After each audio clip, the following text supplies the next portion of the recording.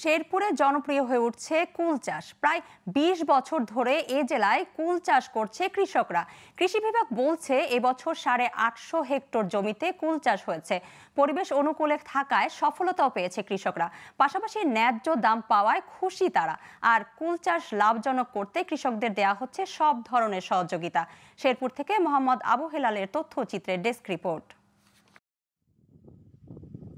প্রতিবছর শেরপুর জেলার সদরসহ ঝিনাইগাতি, নকলা, নলিতাবাড়ি ও শ্রীবর্দীর পাহাড়সহ বিভিন্ন স্থানে ৮৫০ হেক্টর জমিতে কুল চাষ হয়। থাই জাতের বল সুন্দরী, ভারত সুন্দরী, কাশ্মীরি সহ চাষ হয় বিভিন্ন জাতের কুল। এবছর সবচেয়ে বেশি কুল চাষ হয়েছে শেরপুর সদর ও শ্রীবর্দী উপজেলায়।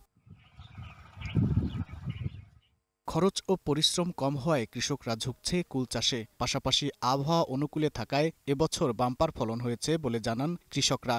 আর বাজারে চাহিদা থাকায় লাভ হচ্ছে বেশি। 4টে জাত আমরা এখানে আনছি। একটা হলো থাই, এটাকে ভারত সুন্দরী বলে।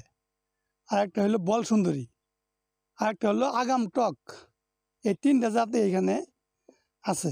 এখন আবার থাই যেটা, এটা আপনার ওই 4 লক্ষ টাকা বিক্রি করা হয়েছে। আমার খরচ হয়েছে টোটালি 3 লক্ষ টাকা। এখন পরিমাণ আর কি 1,03,000 টাকা বেচছি।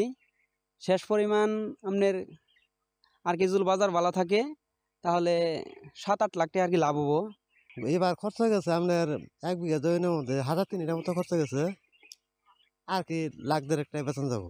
ভিটামিন সমৃদ্ধ ফল হওয়ায় একদিকে যেমন পুষ্টি চাহিদা পূরণ হচ্ছে, অন্যদিকে কৃষকদের কর্মসংস্থানের সুযোগ তৈরি হচ্ছে বলে জানান এই কৃষি কর্মকর্তা। কুল একটি ভিটামিন সমৃদ্ধ ফল। আমাদের শেরপুর জেলার 5টি উপজেলাতে এটি চাষ হয়ে থাকে। কুল জলাবদ্ধতা সহনশীল হয়। আমাদের চরাঞ্চল গুলোতেও এটি চাষ করতেছে। আমরা কৃষি বিভাগ তাদেরকে প্রয়োজনীয় প্রশিক্ষণ প্রদান করতেছি এবং তাদেরকে এই বিষয়ে সহায়তা প্রদান করতেছি। কৃষি বিভাগের সহযোগিতা পেলে শেরপুরে একদিকে যেমন বাড়বে কুল চাষ, অন্যদিকে কমবে ফলের আমদানি নির্ভরতা, এমনটাই মনে করছেন সংশ্লিষ্টরা।